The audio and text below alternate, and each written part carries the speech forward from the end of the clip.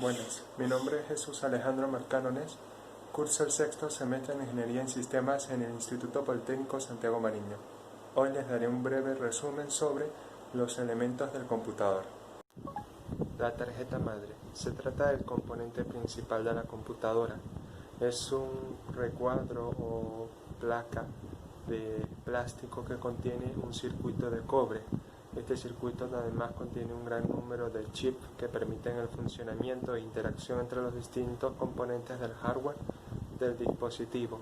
Contiene gran número de puertos para los periféricos de entrada en salida o salida. Los chips que contiene, entre ellos se encuentra la BIOS del computador. En fin, sirve como un anfitrión para el correcto funcionamiento, integración y comunicación entre cada uno de los distintos dispositivos del hardware. Continuamos con la memoria RAM. Esta RAM es el acrónimo de Random Access Memory, es decir, memoria de acceso aleatorio. Como su nombre lo indica, se encarga de almacenar información temporalmente que pueda ser útil para el usuario.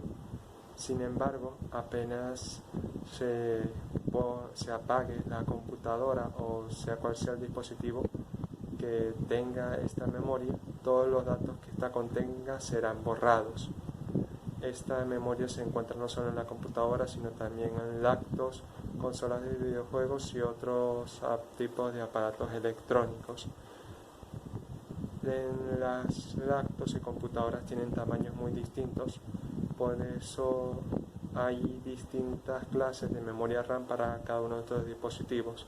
Para los computadores se utilizan las memorias de tipo DIMM, mientras que para las laptops las memorias de SODIMM. Las memorias de computadora tienen un tamaño mayor, además de mayor capacidad de almacenamiento y frecuencia. Hablando de esto, para que una memoria RAM pueda ser utilizada por algún computador, su módulo, es decir, el número de pines, debe coincidir con el de la placa base, así como la frecuencia. Esta debe ser mayor o igual a la tolerable por la placa base. Todas estas indicaciones aparecen descritas en el manual o en la propia placa base de la computadora. Los principales creadores o empresas desarrolladoras de estos dispositivos son Corsair, OCZ y Mojang. Además de la memoria de acceso aleatorio, también existe una memoria especial denominada memoria caché. Esta es mucho más rápida que la memoria aleatoria, pero su capacidad de almacenamiento es menor. Continuamos con el cerebro del computador, es decir, el procesador. Este es el dispositivo encargado de la totalidad de los procesos lógicos o matemáticos del computador. Es el que se encarga de realizar todo tipo de cálculos que sean necesarios para el correcto funcionamiento de la computadora. Este, además, por su importancia, fue el componente del computador que más evolución ha presentado, con distintas versiones y generaciones a través de los años. Las principales empresas u organizaciones encargadas del desarrollo de los procesadores son Intel y AMD. Los procesadores tienen varios núcleos, es decir, diversos centros o microprocesadores dentro de sí mismo, que pueden ir desde 2, 4, 6 hasta 16 núcleos. Con cada núcleo se aumenta el número de tareas que se pueden realizar con cada ciclo, por decirlo así, de corriente. Estos ciclos o la cantidad de información que pueden procesar por segundo se mide en megahertz o gigahertz. Existen tres principales tipos de procesador, que son VGA, LGA y VGA. Los procesadores, además, si son procesadores para una computadora se encuentran en una especie de gabinete o cápsula que puede ser reemplazable, mientras que si son para laptops, estos se encuentran soldados a la placa base o a la tarjeta madre. Los periféricos de entrada y salida se tratan de unos dispositivos que no forman parte del computador, es decir, no son completamente necesarios para su funcionamiento, pero sí lo facilitan bastante.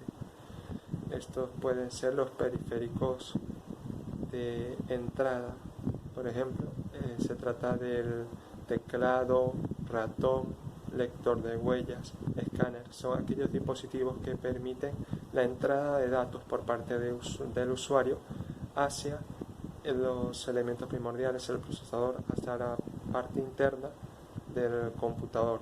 Tenemos los periféricos de salida, todo lo contrario.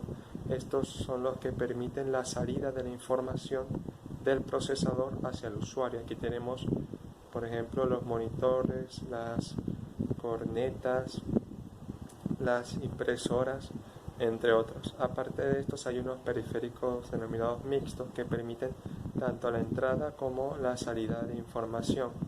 Tenemos, por ejemplo, las pantallas táctiles, las tarjetas de redes, los módems, porque no solamente se trata de la comunicación entre la computadora y el usuario, sino entre la computadora y otras computadoras u otras redes de computadoras.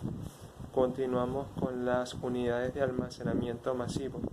Estos son componentes por lo general propios del CPU que se encargan de almacenar una gran cantidad de información, al contrario de la memoria RAM. Esta sí se trata de información que perdura en el tiempo, que se mantiene incluso luego del apagado de la computadora y son de vital importancia para los usuarios. Por lo tanto, su capacidad de almacenamiento es mucho mayor a la de la memoria RAM y su velocidad, por esto mismo, es mucho menor a las de la RAM. Tenemos tres tipos principales que son de tipo de memoria de almacenamiento masivo, siendo los magnéticos, los ópticos y los extraíbles.